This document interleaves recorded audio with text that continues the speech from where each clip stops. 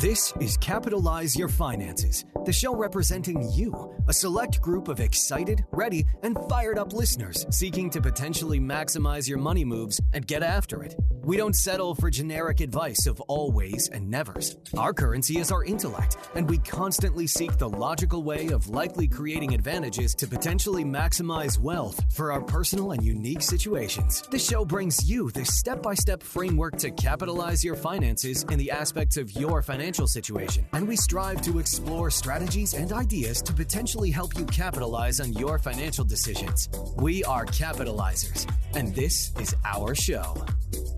Welcome back to Capitalize Your Finances. As always, I'm your host, Christopher A. Paniotu, the Cap in Capitalize. And today we have a very special guest who is really, a multifaceted man. He is a former pro basketball player in Japan. He's a two-time author. He is the founder of the Hype Report newsletter. Mr. Malcolm Lemmons, welcome to the show. Appreciate the opportunity, Chris. Great to be here, man. Absolutely. Now, before we dive into the business side of your journey, let's go back to your first passion, which was the game of basketball. So what got you interested to play in the league at such an early age? And was there a moment in life where you kind of knew this could become a reality? Yeah, it's a good question, man. Basketball, to many people, surprises the third sport that I started playing. So I originally started playing soccer, then got into football, and I wanted to play in the NFL, man. That was like my true dream. Then got into basketball around like fifth or sixth grade. And I think the reason why I gravitated towards basketball a little bit more is because it's a sport that you can really just play by yourself. Like all you need is the ball and you go to the court and shoot for hours. And to me, it was therapeutic, man, especially like growing up in the situation that I did, like coming from a single parent household, watching my mom struggle to raise my brother and I, moving around a lot. Like basketball was like my sanctuary, and it was like a way that I could just release my thoughts. And so, I just fell in love with the game that way. And it started very organically. And I think the more I played, against higher levels of competition, and as I saw like basketball being like a pathway to education, but also like a way that I could potentially provide for my family, it just fueled that drive and that urge to kind of want to just continue, growing and getting better and developing my craft. And I didn't really start to see that kind of come into fruition maybe until high school when I started to get scholarship opportunities. And that was around my junior year in high school. But before that, man, I was really a late bloomer. Like a lot of the guys that I grew up playing with were significantly better than I, topped 100 in the country.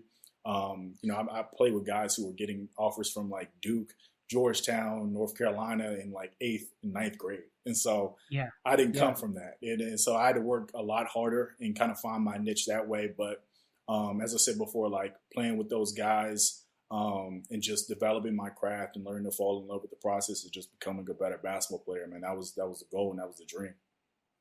Well, so when you said football as your second love, because soccer, football, American football, I should say for our international folks, in basketball, you see a lot of these, they're not dual athletes because it's pretty hard to play pro football and basketball at the same time, unless you just want to die.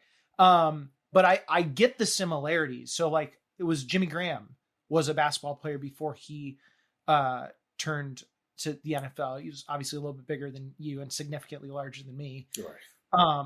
But I see the similarities. My question to you, just kind of off the wall, what were some of the best strengths that you took from soccer that that gave you a competitive advantage in basketball? To be honest, from soccer, I don't think anything, because I played when I was so young, and it was just like I probably started playing soccer maybe in like first or second grade, and I didn't play that long. I think I started playing first and second grade, and maybe played for like a year or two of that. But like football was really like my love. It wasn't soccer. So I don't think I took anything away from soccer. Okay, got it. Yeah. So you and I retired at the same time from soccer, like 7 years old. Well, so, and for you, and I don't want to keep dwelling on it, but for football, did you get offers from colleges for football as well, and it was a nicer package on the basketball side, or what came about with that? So I stopped playing football in ninth grade, and I was actually recruited to play football in high school. So football, I tell people I was better in football than I was in basketball when I was young. And so a lot of high schools in the DC area started recruiting me to play football at their high schools. But I gravitated more towards basketball because the high school that I went to was a college prep Catholic school. Highly competitive, both academically and athletically. And during the beginning of the football season, they also had basketball workouts. And I knew that around that time, I was like, well, if I'm going to take basketball seriously, and I'm playing with guys who are already, ahead of me in terms of rankings, talent, skill, whatever, I'm going to have to work harder than them to catch up and to have the same opportunities. And so preseason basketball workouts, since they were like intersected with football, I decided to kind of quit on football, mainly because I was going to go all in on basketball at that time, and I couldn't do both at the same time. So, got it. Okay. Well, and so switching gears a little bit and fast forwarding, I could only imagine what it's like being a pro athlete, really in any league, NBA, Major League Baseball, NFL, hockey, you name it. But overseas, I've from what I understand, it's a totally different game. So what was the volatility of being a pro athlete like overseas? And I'm talking financially, the business aspects, which doesn't necessarily mean financially, and then just generally in the profession.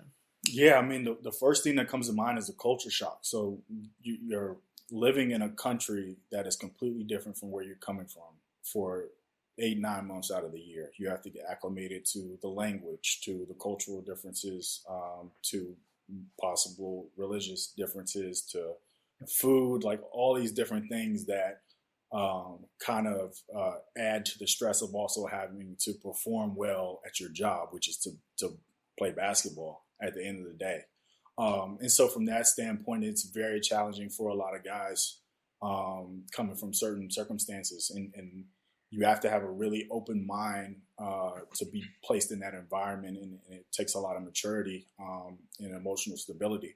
I think aside from that is like the business side. When you think about the business side, like from a legal perspective, like the country's laws are different. So when you're negotiating the terms of your contract with your agent and the team or the general manager or whoever, there's certain loopholes that you might not understand, or certain ways that they do business that is vastly different from the U.S. So that's another thing you kind of got to take into consideration. And then from the pay scale can be, $500 a month to hundreds of thousands of dollars a month. There's such a wide pay scale, which is very different from how it's structured here in the U.S., where there's very a transparent nature around how much professional athletes get paid. So the salary range is huge overseas from country to country, and that I mean, those are just some of the things that come to mind. But I think just being overseas, being away from your family, like like I said before, like it's a huge struggle for a lot of guys, and I've heard tons of different stories about players who have gotten over there for a couple of days and then went back home just because they couldn't handle it, or certain things went wrong with the contract.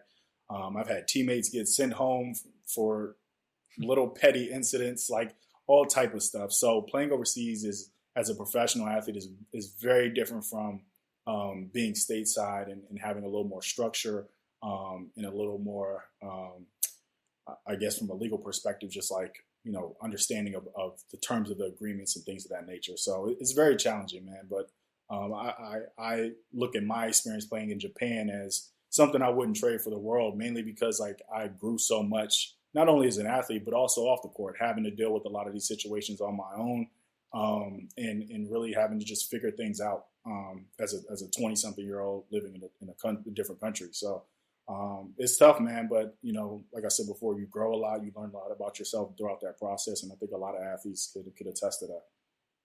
Well, and I wanted to ask what it was like, not necessarily playing in Japan, but just living in Japan. Japan is on my bucket list. And what part, well, first off, what part of Japan were you in? So my first year I played in a small town called Ashia, which is about an hour outside of Osaka. And then my second year I played in Tokyo. Okay. So from what I've heard, I'm glad you said Tokyo. Tokyo is essentially like New York, but just more advanced and a lot more clean. Is that pretty accurate? Bingo. That's a Okay. perfect. That's what I tell people all the time. I'm like, Tokyo is just like New York. It's cleaner.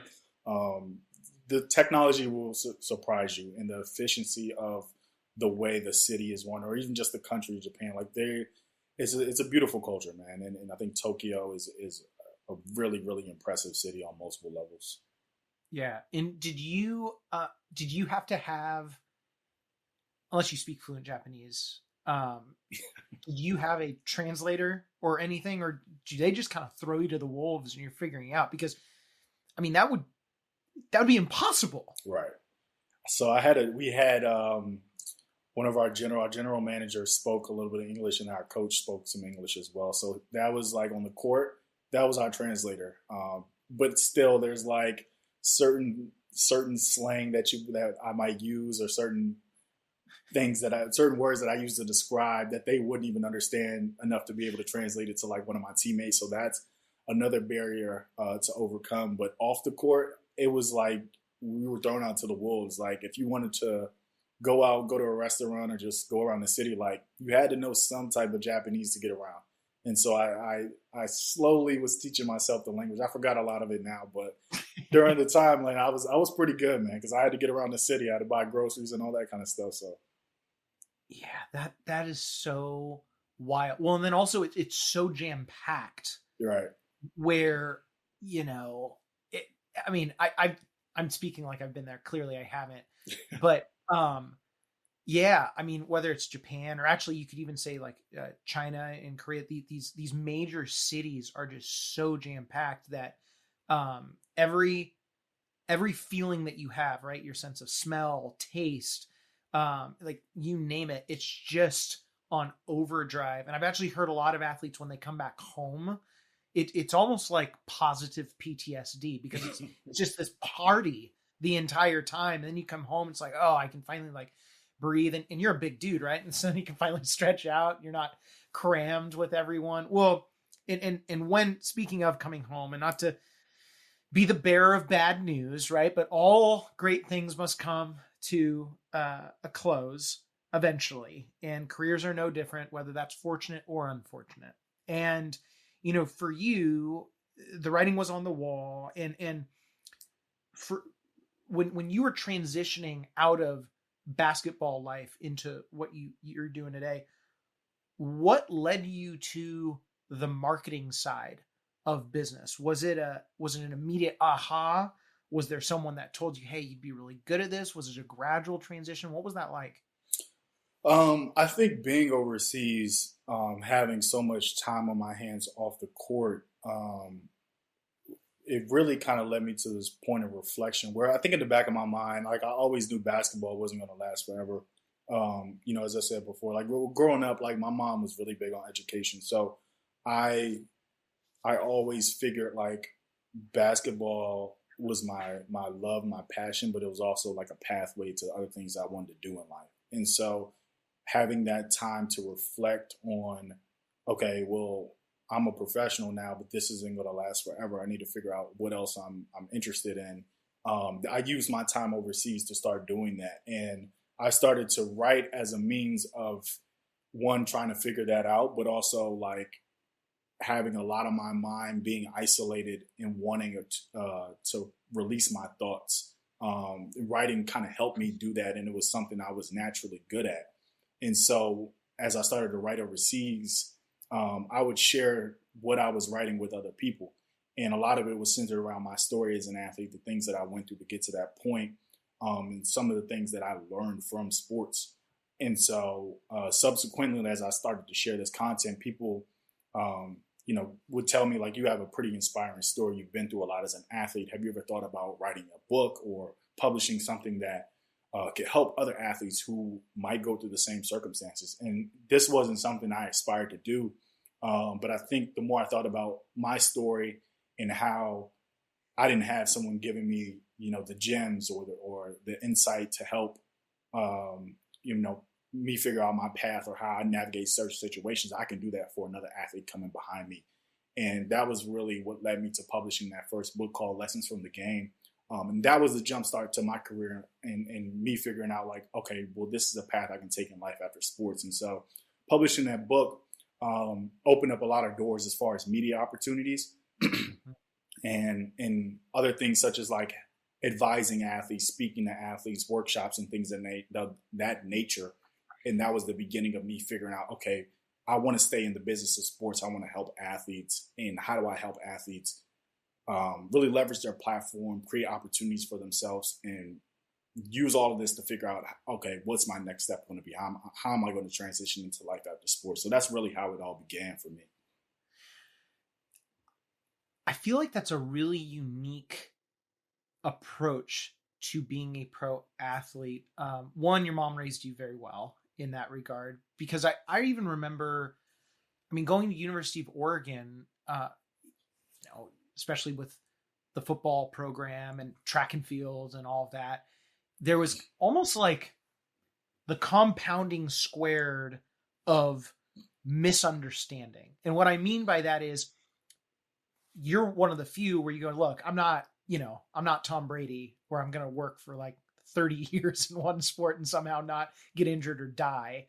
So I need to plan for the future. A lot of these guys that I remember chatting with, they would say what you said, but I don't think they really bought it. Like they would say it, but in the underlying tone is, well, that's never going to happen to me. Or you have some of these guys, and I'm not going to name names, but especially on the track team, I remember there was a kid who my freshman year, you're just figuring life out. He won a gold at the World Championships at 19.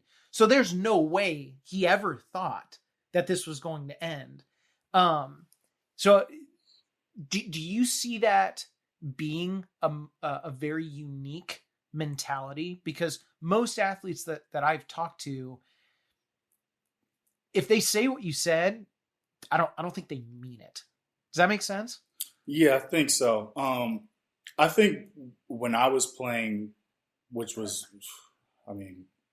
5-10 years ago now, the sentiment around like life after sports wasn't really talked about. I think it was starting to be more conversation around it. But this thought of like, okay, like I have to think about a whole new career when my time, my attention, like 100% of my effort is having like tunnel vision on this one thing that I want to do with my life. Like it's hard to think about the end when you're still in the mix. And so there wasn't a lot of content. There wasn't a lot of people talking about it around that time. I think now you have examples of athletes where it's like this dualism of I can be an athlete and whatever else. And we have some of the best, and you mentioned Tom Brady, like what he's built with his platform and like TB12 and the production company that he has and all these different things that athletes are doing, not as just athletes, but as investors and creatives and business people. These examples have inspired other athletes, younger athletes, to do the same. And so it's helping athletes understand, well, if I see my role model or the top athletes in the world not just focusing on their sport, but doing other things outside of it, then that's something I can aspire to do too. And so it's not, I don't think the conversation is really about life after sports, but how do you figure out how you can leverage your platform now and build things on the side so that when you are done, it's already, the foundation has been laid.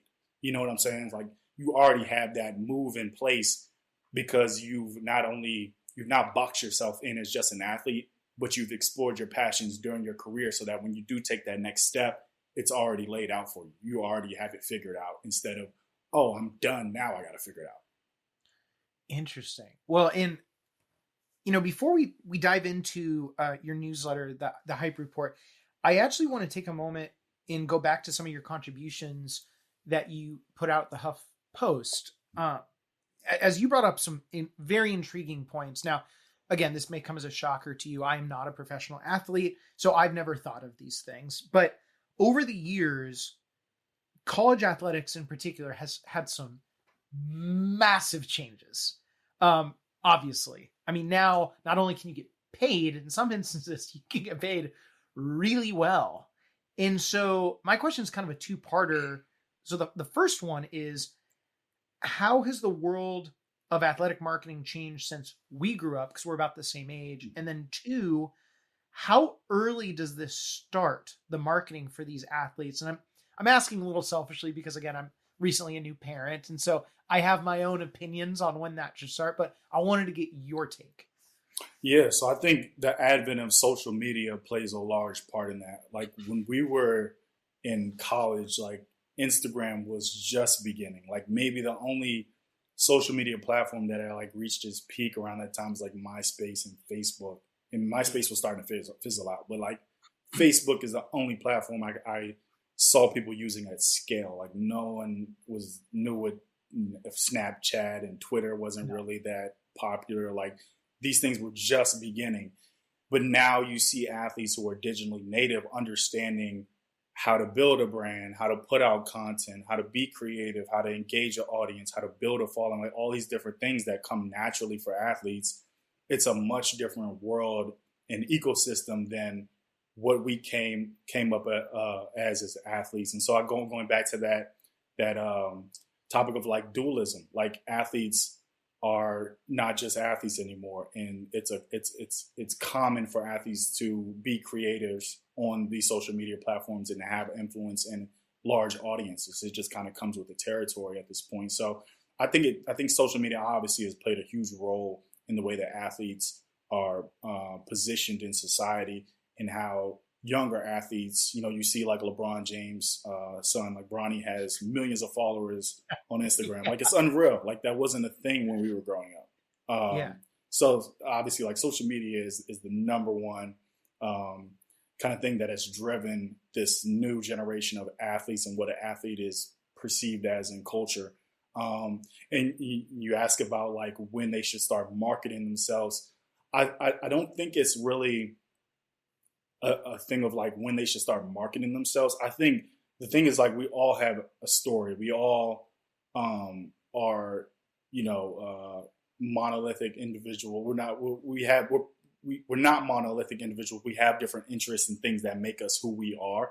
And social media has given each one of us the platforms to express ourselves outside of what we do in our day jobs or what our number one thing might be.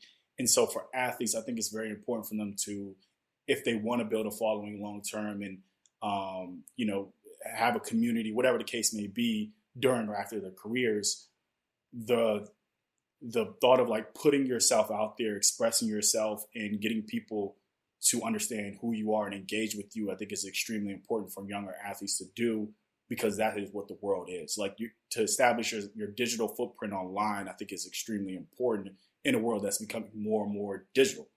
And so for athletes, I think they should be creating content. They should be telling their stories. They should be expressing who they are and building relationships online, because that is what the world is right now. So not really looking at it from a strategic perspective, or like I'm doing this as a means to get something, but as a means to just build my platform to meet more people, to engage with an audience, and to hopefully create something for myself long term, whatever the case may be.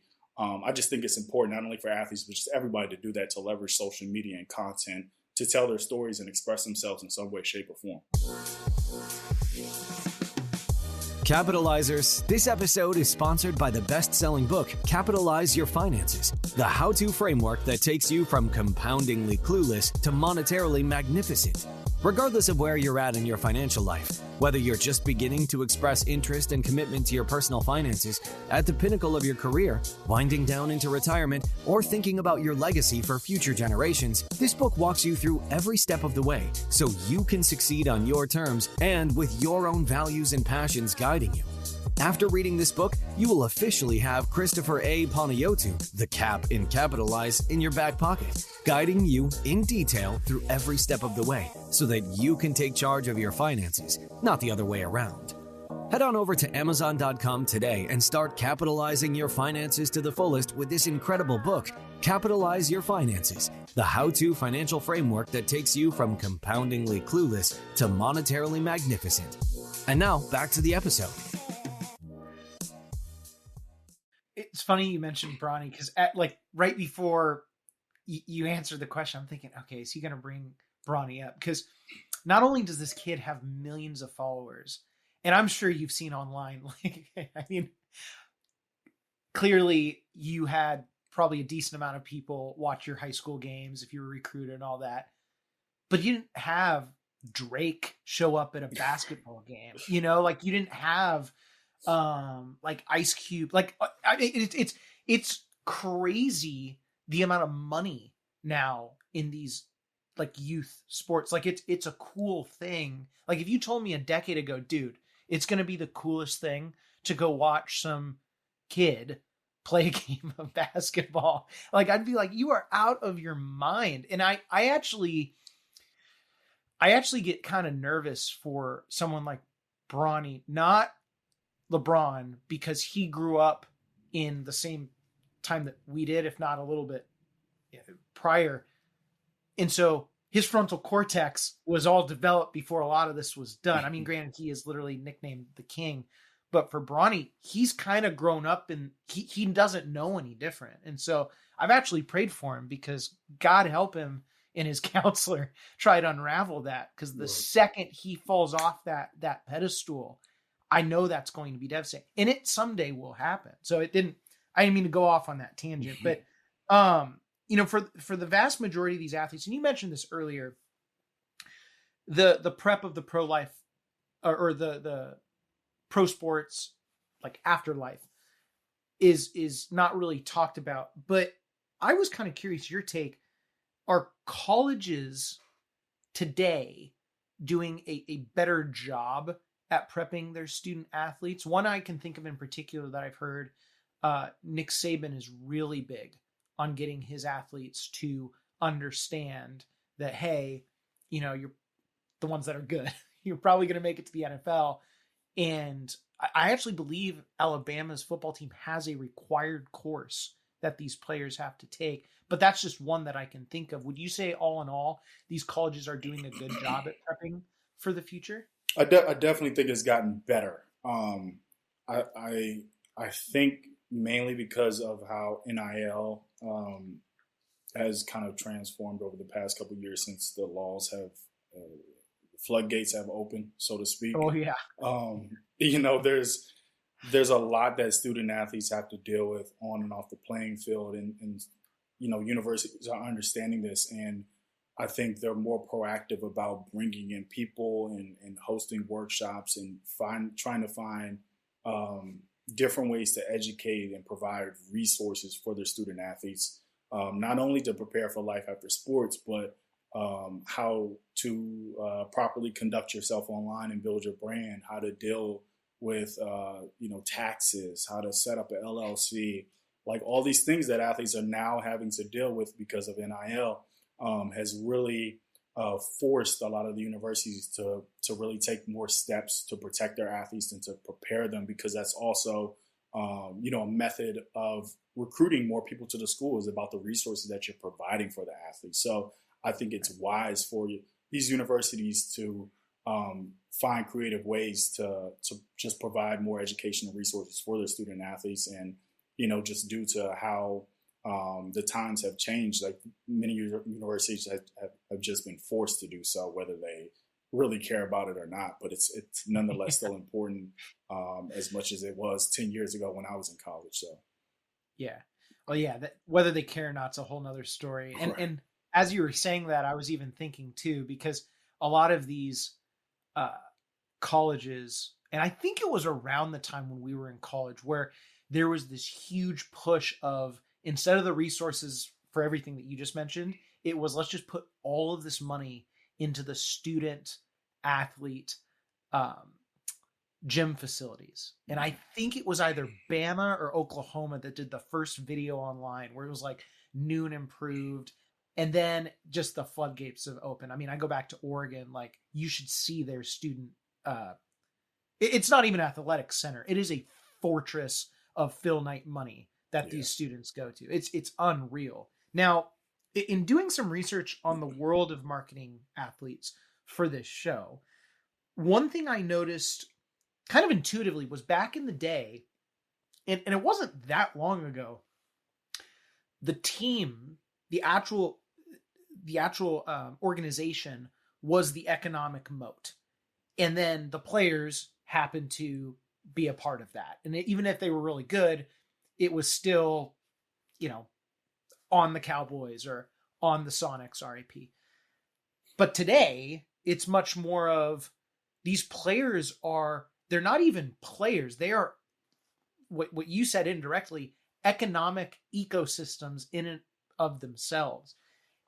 Now, you couple that with the intelligence and the awareness that these athletes have. And I can't really tell if it's books or street smarts that they're getting it from. But the point is, like you said, they are catching on. And so, you happen to work with Kevin Durant's management team when we first spoke. And I thought that was pretty cool. So I kind of have another two-parter for you. First off, what is it like working with such a well-known athlete in a brand like that? So I don't get to interact with KD directly, but I think just being around his media. So I content partnership with Boardroom, which is Kevin Durant's media company. And I think just being around, kind of seeing the inner workings of how they've built out that platform, and moreover, how it is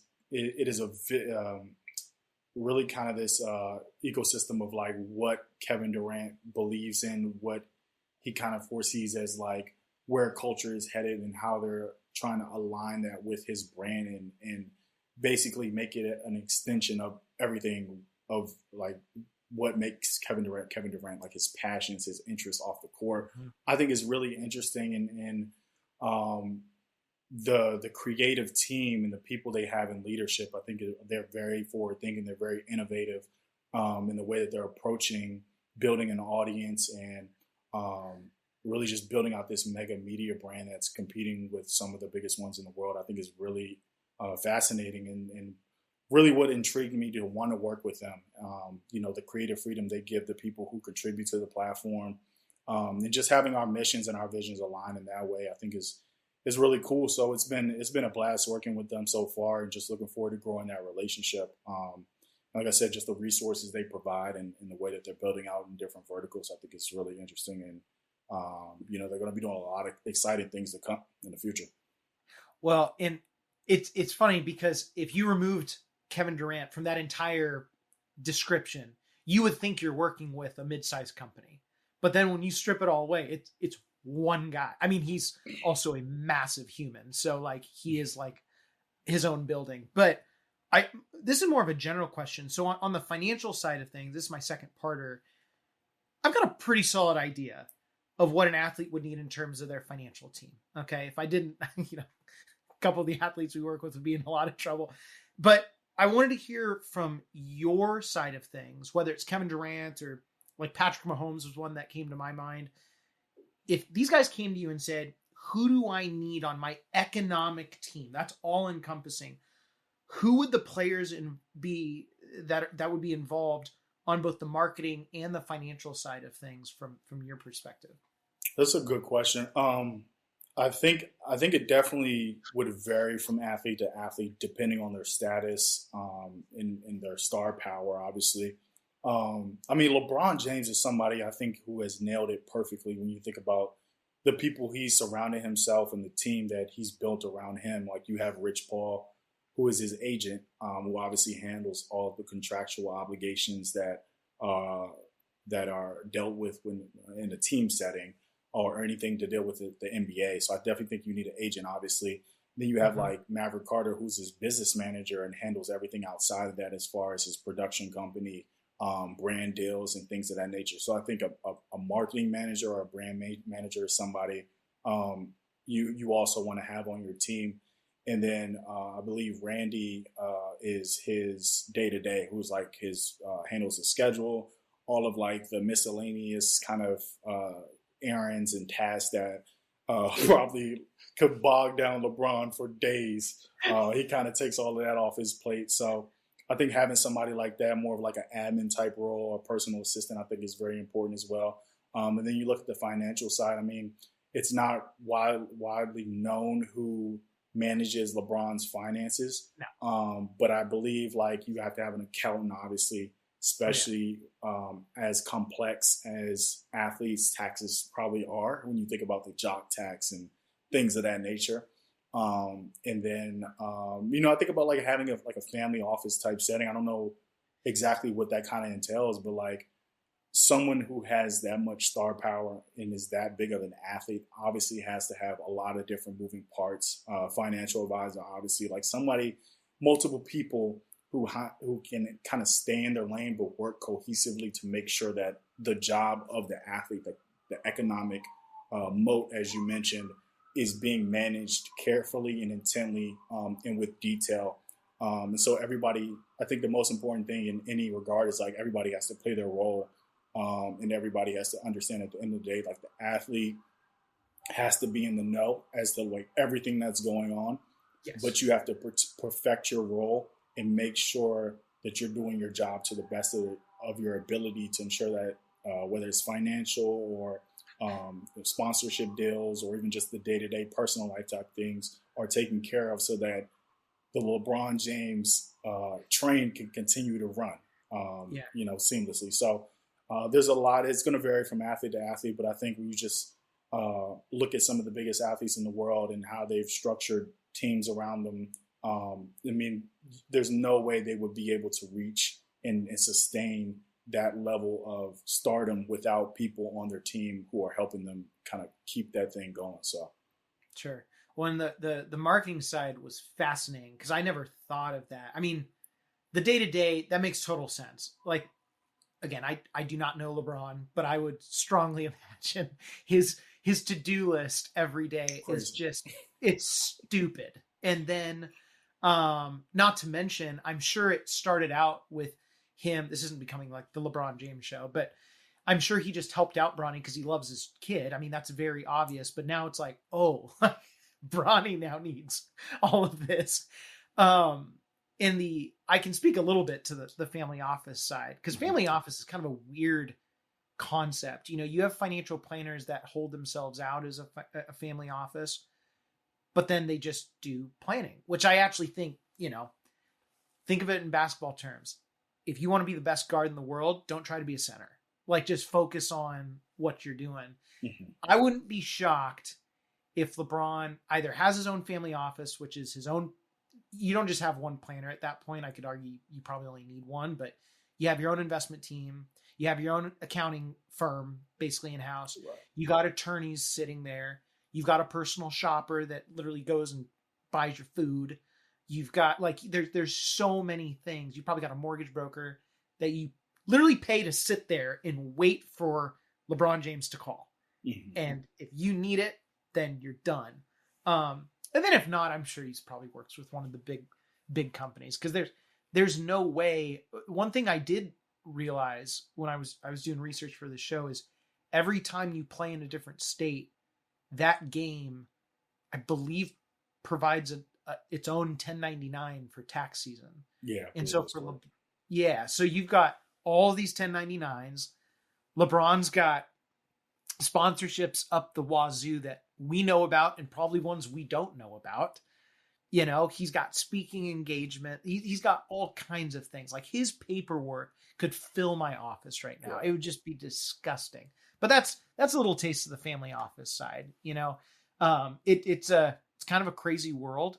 But it's neither here nor there. This is going to be more of a general question for you. So, my cousin's actually a caddy on the PGA Tour. So pro golf, I do get a little bit more than other sports. Golf was our sport growing up. But other than golf, because golf is, let's face it, golf and tennis, but especially golf, there's a reason why there aren't many rags to riches stories. I mean, it's a very expensive sport. Right. Like a sleeve of golf balls is like $30. And if you suck, that 30 is going to go bye-bye quick.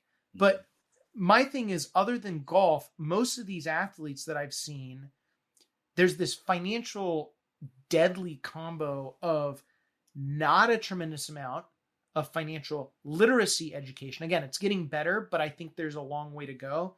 But then there's also a profound lack of trust that I've seen in their approach to having someone assist them with capitalizing their finances, which again is understandable because there's a reason why I'm gainfully employed. There's a lot of advisors out there that say that they want to help, but they're padding their own pockets. And so you have already a staunch lack of trust for people of the suit and tie caliber. Then they come in, try to swindle. That's not great. But where do you think that lack of trust stems from, and how does both the athlete and the financial industry overcome that? Because there are a lot of great planners out there. Mm-hmm.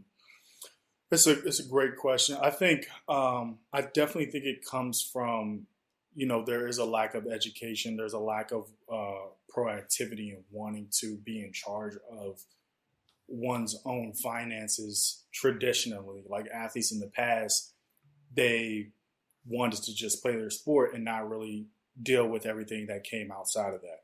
And so they would entrust an advisor or their agent to handle a lot of their finances when they had no idea who was doing what or where was the money going or what was being taken out, because they just didn't want to deal with it.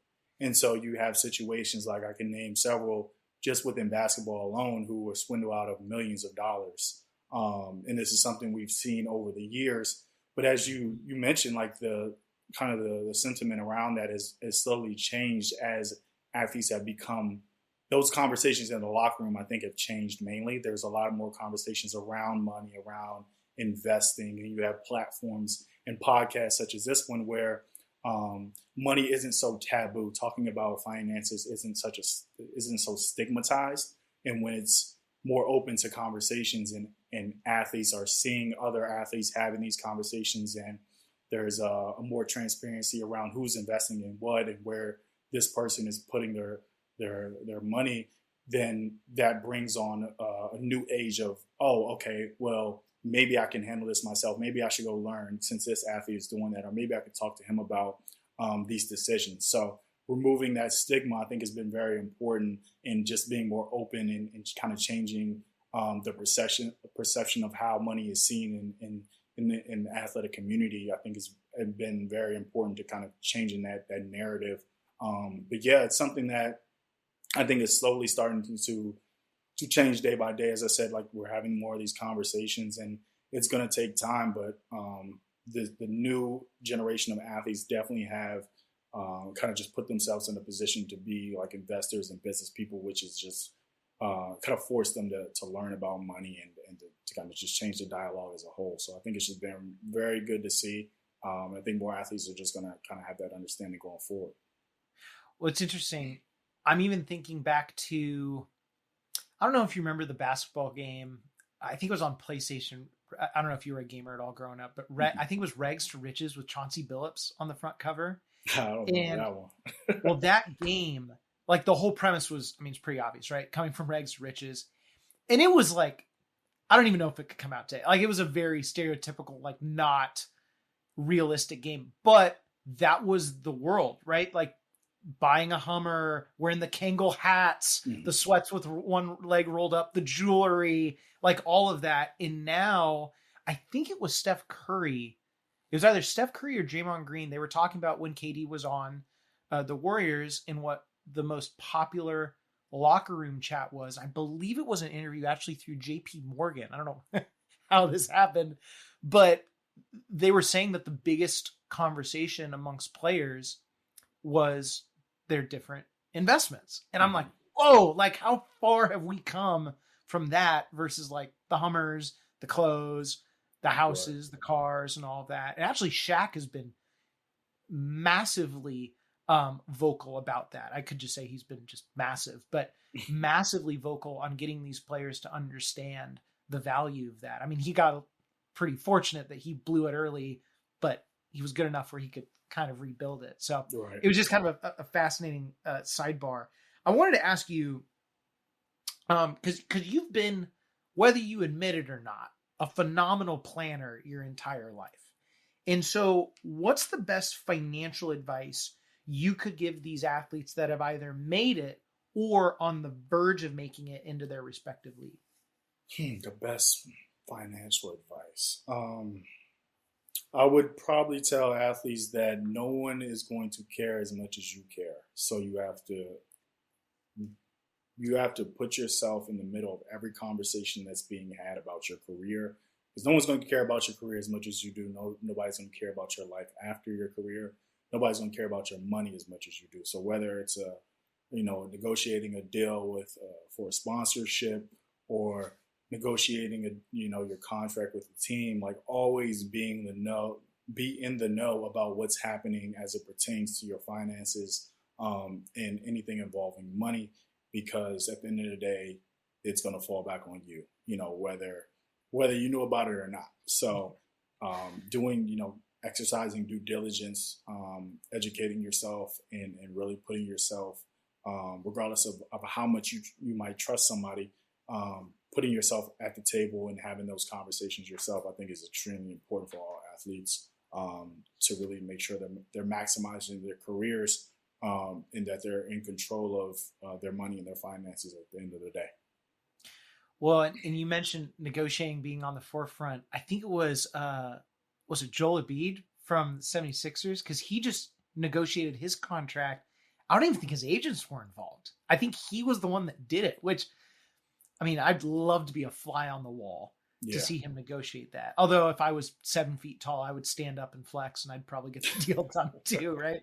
But no, I think that's awesome advice. Now, if you were going to give guidance to athletes that are looking to capitalize their finances, what books would you recommend them, other than one that I have off the top of my head, completely unbiased? Yeah, other than your book. I started reading, the first financial book I ever read was it's kind of cliche, but Rich Dad, Poor Dad. So I always recommend that. Another book is The Richest Man in Babylon. That's another one I really like. Millionaire Next Door is another great book. And one I read more recently is The Psychology of Money. That's a great book that really helps you understand how it's not so much about numbers as it is about impulse control and your emotions. By Morgan Housel. Yeah, it's a great book. So it's great. He's a neighbor. He's 20 minutes away from me. Oh, really? Yeah, well, 20. Probably 30 minutes. He's in Seattle. I'm in Tacoma, so it's not that far.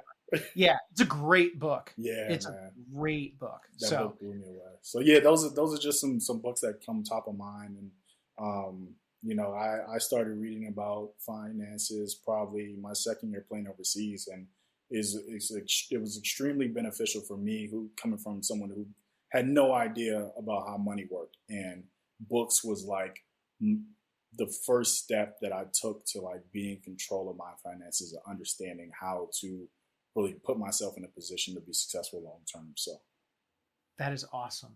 I'm still on cloud 9. You said Psychology of Money, because the other ones, like, everyone's kind of heard, but Psychology of Money's blown up over the last couple of years. Yeah, blown up. So now, before we close out, I do want to touch a little bit on your newsletter, the Hype Report. Now, unfortunately, and we spoke about this a little bit before, due to compliance purposes, we are not really allowed to dive into the world of a currency that is not so physical, and one may say it's digital. How's that for the loop around? But I want, aside from that, I want you to take us through and talk to us about the Hype Reports, inspiration, and what it provides both readers and athletes alike. Yeah, for sure. So I kind of got into the whole Web3 world during the pandemic, and initially saw a direct correlation with how this new technology can intersect within sports. And at the time, didn't really see many people talking about it, and thought it was like, when you look at the underlying characteristics of Web3 in the sports world, they aligned in so many ways when you think about tribalism, community, engagement, and all these different things. And so I believe that there was a lot of upside and potential at that intersection, and really created the newsletter as a means of wanting to learn more about the space and wanting to figure out what was happening at this intersection. Why were teams, doing certain things with NFTs, or why was this athlete looking to, partner with this metaverse company, or what have you, like all these different kind of headlines and articles that I was reading. And so it was me taking this information, digesting it myself, but also helping other people who work in the sports industry understand how it's going to impact sports long term. And that's really what the newsletter is about. It's about taking, concepts from Web3 and simplifying them in a way that people can understand how it's going to really change the sports business landscape, and also tying artificial intelligence, as we're seeing everything with ChatGPT and things of that nature. And so it's helping people understand how these different technologies are going to really revolutionize that fans engage with their favorite teams and athletes, and how from a business standpoint, it's going to really change a lot of how we engage with sports as a whole. So I send out the newsletter every week. It's a lot of topics or like the latest headlines, but also me kind of shedding my perspective and giving my thoughts on how or why certain headlines and certain topics are important. So, yeah, well, and it is a fascinating time, really just in general, but especially for athletes combined with the digital landscape. We had a guest on, Danielle DiMartino Booth, a couple of weeks ago, and we were talking about ChatGPT. It is wild. Now, I don't know how that's going to directly intersect with the world of athletes and just sports in general, but whoever figures it out is going to be absolutely dominant. Now, before we wrap it up, which, we're going to have you back on when our studio is built up. Before I close out the interview, where can capitalizers, Malcolm, go to best support and find you? For sure. So, I'm active on pretty much every social media platform at Malcolm Lemmons, probably most active on LinkedIn. So you can find me at Malcolm Lemmons anywhere and everywhere. And then the Hype Report is www.thehypereport.xyz. And would love for anybody to subscribe and provide feedback on the newsletter.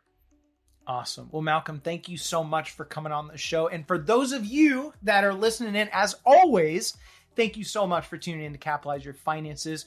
For those of you that are veterans, you already know the drill. For your newbies, you don't know the drill. So in order to help you out, if you have any questions about today's episode, please either give us a call at 253-214-3050, or you can shoot me an email, chris@capitalizeyourfinances.com, where I'd be more than willing to answer any questions, comments, or concerns that you have on your lovely little noggin. As always, I'm your host, Chris Ray Paniosi, the Captain Capitalize. And until next time, keep capitalizing. Take care. You should always seek counsel of the appropriate advisor prior to making any investment decision. All investments are subject to risk, including the loss of principal. Christopher Paniotu is a registered representative with and securities and advisory services offered through LPL Financial, a registered investment advisor and member FINRA SIPC.